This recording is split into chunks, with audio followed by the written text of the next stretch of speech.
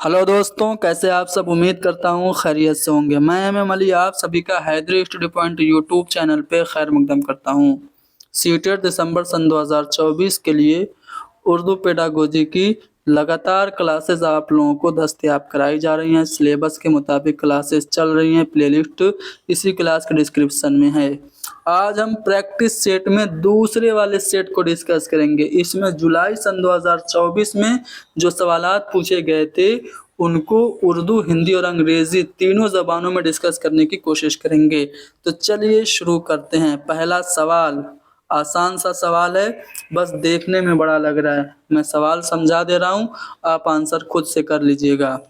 कहा जा रहा है कि आप एक टीचर हैं और आप टेंस पढ़ाना चाह रहे हैं, और टेंस पढ़ाने के लिए आप दो तस्वीरों का इस्तेमाल कर रहे हैं।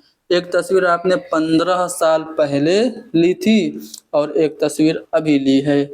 आप एक तस्वीर दिखा करके बच्चे को पास्ट टेंस पढ़ा दे रहे हैं, समझा दे रहे हैं, और जो अभी तस्वीर ली है उसको दिखा करके आप प्रेजेंट टेंस समझा दे रहे हैं। तो ये आप कौन सा मेथड अपना रहे हैं? ये जो आपका रवैया है, कौन सा रवैया है? ये मुरव्विजा कवायद यानी कि प्रिस्क्रिप्टिव ग्रामर है, निर्देशात्मक व्याकरण है, या साख्तियाती कवायद स्ट्रक्चरल ग्रामर है, या फिर तदरीसियाती कवायद यानी कि पेडागोजिकल ग्रामर जिसे हम शिक्षा शास्त्रीय व्याकरण कहते हैं वो है, या फिर उसूल पे मबनी कवायद यानी रूल बेस्ड ग्रामर है। तो देखिए, आप पढ़ा रहे हैं टेंस और पास्ट टेंस पढ़ाना है तो 15 साल पुरानी तस्वीर दिखा रहे हैं। प्रेजेंट टेंस पढ़ाना है तो अभी की तस्वीर जो खींची है वो दिखा रहे हैं। तो इस तरह से आप तदरीसियाती कवायद का, शिक्षा शास्त्रीय व्याकरण का इस्तेमाल कर रहे हैं। तीसरा वाला ऑप्शन करेक्ट होगा। अगला सवाल है, किसी खास क्लास या कोर्स के इख्तिताम पर तलबा की हासिल करदा मालूमात, महारत और रवैये को बयान करने वाले जो बयानात होते हैं वो किसके तहत आते हैं। मान लीजिए आपने कोई कोर्स सीखा, ठीक है, ख़त्म कर लिया, कोई कोर्स ख़त्म कर लिया। अब कोर्स ख़त्म करने के बाद आपने जो कुछ भी सीखा है उसे हम क्या कहेंगे? जो आपने स्किल सीखी, महारत सीखी, उसे टीचिंग आउटकम कहेंगे, लर्निंग आउटकम कहेंगे, न्यूमेरिसी आउटकम, या फिर फाउंडेशनल लिटरेसी आउटकम कहेंगे। तो क्लास ख़त्म होने के बाद जो कुछ आपने सीखा उसे हम लर्निंग आउटकम, आमोजिशी माहसल कहेंगे। दूसरा वाला ऑप्शन करेक्ट होगा। तीसरा वाला सवाल बहुत आसान है, चलिए पढ़ते हैं, पढ़ते ही आप जवाब पा जाएंगे। आपकी पैदाइश और परवरिश ऐसे गांव में हुई है जहां सब लोग हिंदी बोलते हैं, यानी कि आप हिंदी भाषी प्रदेश में पैदा हुए हैं। आप भी स्कूल गए बगैर हिंदी का इस्तेमाल कर रहे हैं, यानी कि आप स्कूल बिना गए ही हिंदी बोल रहे हैं, क्योंकि आसपास सभी लोग हिंदी बोल रहे हैं। आपकी पहली जबान, मादरी जबान हिंदी हो गई ना? बताइए, यही तो आपसे पूछा जा रहा है कि आपकी पहली जबान क्या है। बाकी सवाल हमने पढ़ा नहीं, हमने आपको आंसर कर दिया। लेकिन कंफ्यूज करने के लिए आगे क्या कह रहा है देखिए, आप बगैर स्कूल गए हिंदी का इस्तेमाल करने लगे, और जब आप स्कूल गए तो स्कूल में उर्दू, अंग्रेजी, हिंदी और संस्कृत पढ़ते हैं, और अंग्रेजी आप बहुत अच्छे से पढ़ते हैं और अंग्रेजी बड़ी रवानी से आप बोलते हैं। तो आपकी पहली जबान क्या है? तो भले ही आप अंग्रेजी रवानी से बोलें, लेकिन आपके आसपास जो लोग हैं वो सब तो हिंदी बोल रहे हैं, और आपने हिंदी ही उन लोगों से सीखी है, तो आपकी मादरी जबान और पहली जबान तो हिंदी ही होगी। तो यहाँ पे हमारा दूसरा वाला ऑप्शन करेक्ट होगा। ठीक है, चलिए तीसरा सवाल नहीं, चौथा सवाल। जी हाँ, चौथे सवाल में ये भी सवाल ऐसा है जो कि कई बार रिपीट हो चुका है। जुलाई सन 2024 में भी पूछा गया था। उस्ताद अपनी क्लास में छाता, बर्तन, बेलन और दूसरी हकीकी चीजें लेके आता है। कोई भी रियल ऑब्जेक्ट क्लासरूम में टीचर लेके आ दे रहा है और उसको डिस्ट्रीब्यूट कर दे रहा है बच्चों में, और कह रहा है कि बच्चों जो चीज जिसको मिली है उस पे 4 सेंटेंस 5 सेंटेंस बोलो। उस्ताद ये जो चीजें घर से लेके आया है इसे हम क्या कहेंगे? मान लीजिए एक को बेलन दे दिया, एक को छाता दे दिया, एक को चिमटा दे दिया, इस तरह से बच्चे को दे दिया, को कलम दे दिया और कहा कि चलो अब इस पे डिस्कशन करो, 10 सेंटेंस बोलो, 5 सेंटेंस बोलो।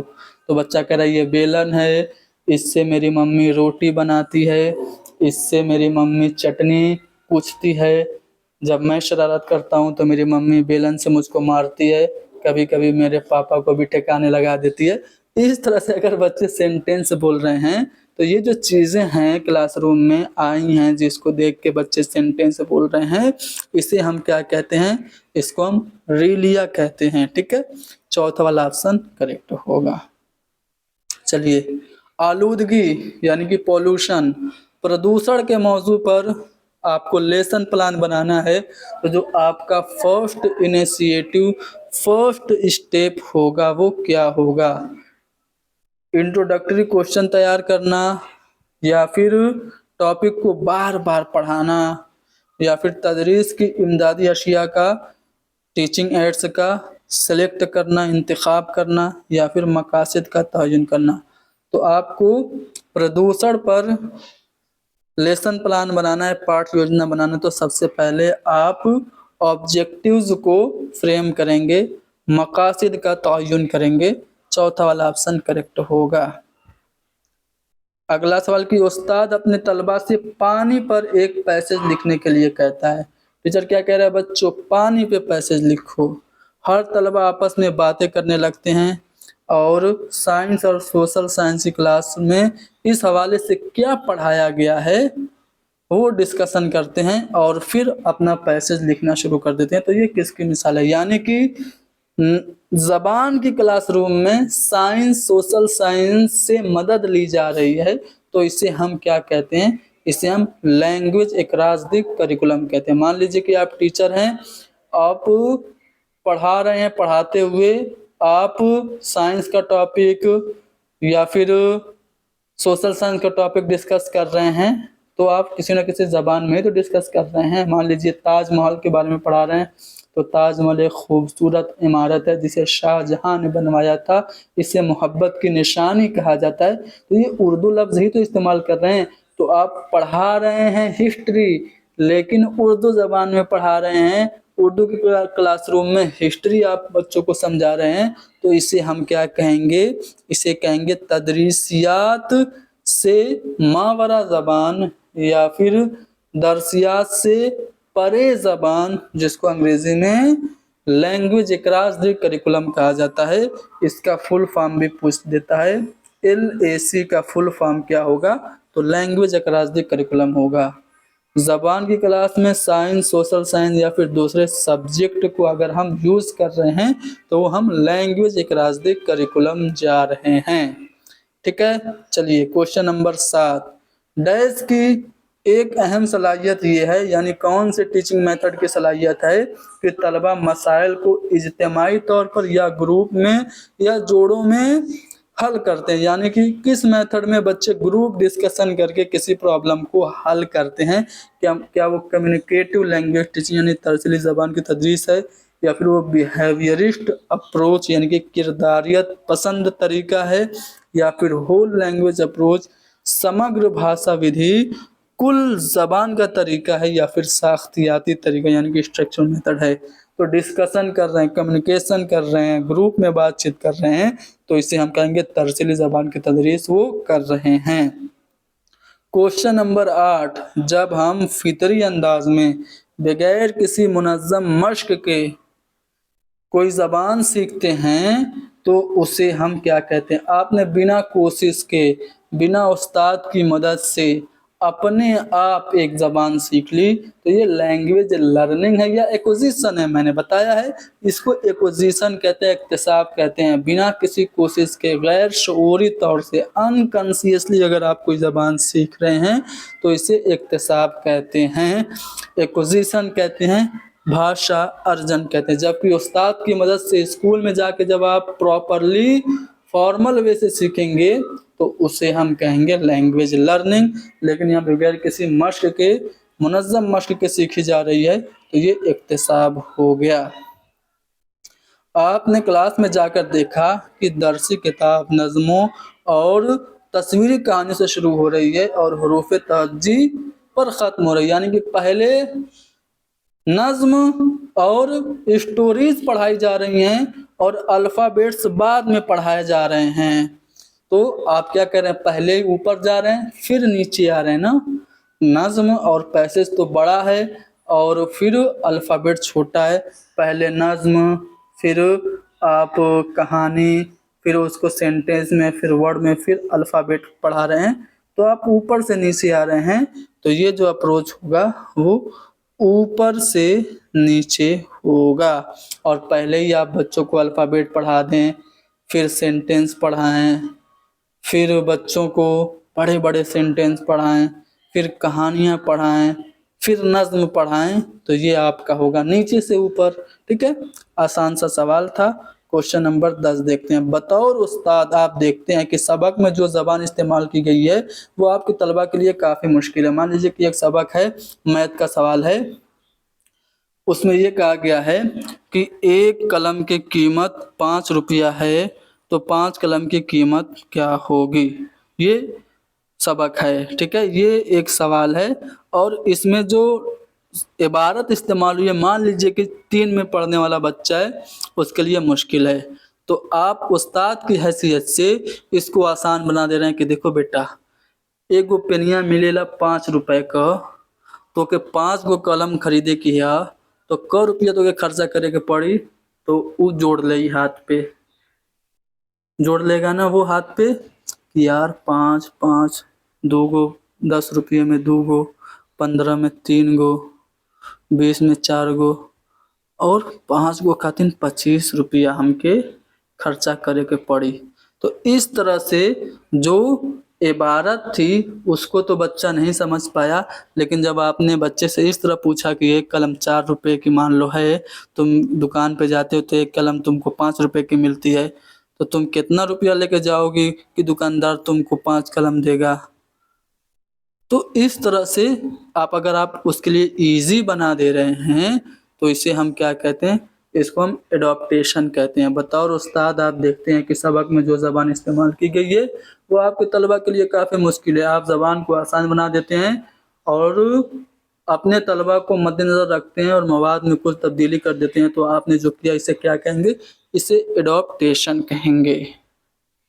आप अगर बच्चे से सिंपली पूछें कि 3 + 4 क्या होगा, तो वो नहीं बता पाएगा उतनी आसानी से, जितनी आसानी से आप कहेंगे कि तुम्हारे एक हाथ में 3 कंचे हैं, दूसरे हाथ में 4 कंचे हैं, तो बताओ तुम्हारे पास कुल कितने कंचे हैं। तो वो बता देगा अरे 7 हैं। ठीक है, तो इसको हम क्या कहेंगे, जो ये जो आप आसान बना दे रहे हैं इसे हम क्या कहेंगे, एडॉप्टेशन कहेंगे, तताबुक पैदा करना कहेंगे। चलो क्वेश्चन नंबर 11 देखते हैं। स्कूल में ज़बान की तालीम में निसाबी किताबों के अलावा भी मवाद इस्तेमाल होने चाहिए, यानी कि सिर्फ जो सिलेबस की किताब है वही क्लासरूम में मत पढ़ाइए, एक्स्ट्रा चीज़ें भी पढ़ाइए। ये एक सेंटेंस है।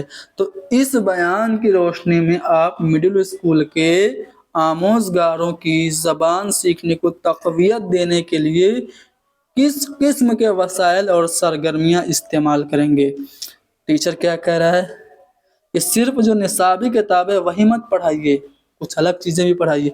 तो बताइए जो अलग चीज़ें पढ़ाएंगे वो कौन सी चीज़ें होंगी। वो ऑथेंटिक होनी चाहिए, प्रमाणिक विषय वस्तु होनी चाहिए। मुस्तनद मतन आप उन्हें पढ़वाएंगे। मुस्तनद मतन क्या होता है, अखबार की कोई रिपोर्ट हो गई, मुंशी प्रेमचंद की कोई कहानी हो गई, सियाक से मतन का कोई असल हिस्सा हो गया, बेटी बचाओ बेटी पढ़ाओ का पोस्टर हो गया। इस तरह की चीज़ें मुस्तनद मतन प्रमाणिक विषय वस्तु या ऑथेंटिक टेक्स्ट कहलाती हैं। तो सिलेबस के अलावा जो हमें चीज़ें बच्चों को देनी चाहिए वो प्रमाणिक विषय वस्तु होनी चाहिए। इस्लाही तदरीस का मकसद क्या है। इस्लाही तदरीस बोले तो रेमेडियल टीचिंग।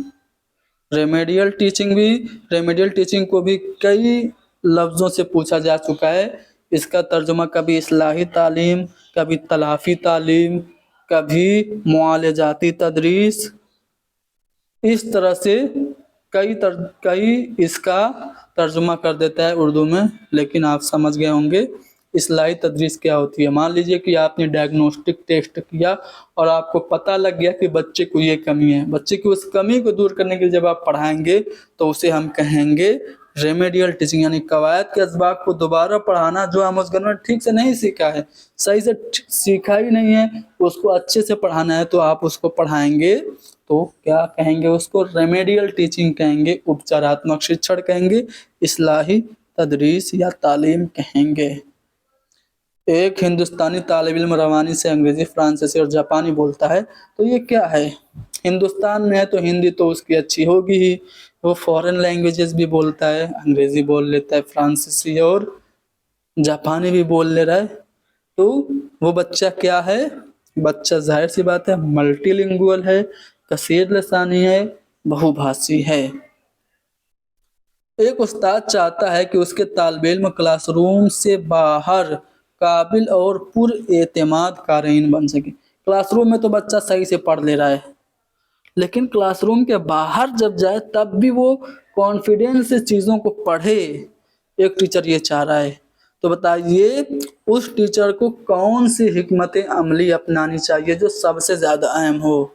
उस्ताद के ज़रिए मुंतखब करदा मतनी मवाद की मॉडल रीडिंग और तलबा के ज़रिए तकरार करानी चाहिए, रिपीटेशन करवानी चाहिए, या फिर मुताल्लिमीन को टीचर्स को गहराई से पढ़ने की, मुताल्लिमीन यानी कि स्टूडेंट्स को गहराई से पढ़ने की तरगीब देनी चाहिए, या फिर सीखने वालों को खतूत के दरमियान गहराई से पढ़ने की तरगीब देनी चाहिए, या फिर मुख्तलिफ किस्म के दिलचस्प, मुनासिब और मुस्तनद मतनी मवाद को पढ़ने के मौके देने चाहिए। जी हाँ दोस्तों, आप चाहते हैं कि बच्चे आपके कॉन्फिडेंस से पढ़ें तो आप उनको ऑथेंटिक टेक्स्ट दीजिए। अलग अलग किस्म के जो चिल्ड्रेन लिटरेचर होते हैं, अदब अतफाल होते हैं, वो पढ़ने का मौका दीजिए। मुंशी प्रेमचंद की जो कहानियाँ छोटी छोटी होती हैं वो, इस्माइल मेटी की नज़मों को पढ़ने के दीजिए। इस तरह से मुख्तलिफ किस्म के दिलचस्प, मुनासिब और मुस्तनद मतनी मवाद को आपको पढ़ने का मौका उन्हें देना चाहिए, तभी वो क्लासरूम के बाहर भी पुरएतमाद कारी बन सकेंगे। तो मैंने 15 सवाल लाए थे, मुझे लगता है एक सवाल खो गया, कोई बात नहीं, एक सवाल खो गया तो मैं आपसे एक सवाल वर्बली पूछ लेता हूँ, आप उसका जवाब देंगे, ठीक है। चलिए पूछें, कौन सा सवाल पूछें जी, चलिए बताइए तदरीस का वो कौन सा तरीका है जिसमें बॉडली एक्टिविटी होती है, बदनी सरगर्मी होती है। जैसे कोई गाना है उसमें सर, कंधा और घुटना इस्तेमाल हुआ है, तो उस गाना को गाते हुए बच्चे सर, घुटना और कंधे को टच कर रहे हैं, तो ये जो मेथड है उसे क्या कहेंगे, इसको स्ट्रक्चरल मेथड कहेंगे, डायरेक्ट मेथड कहेंगे, टोटल फिजिकल रिस्पॉन्स कहेंगे, या फिर इसको नेचुरल मेथड कहेंगे, कमेंट में बताइए। आज के लिए इतना ही बस, मिलते हैं अगली क्लास में। Thank you very much.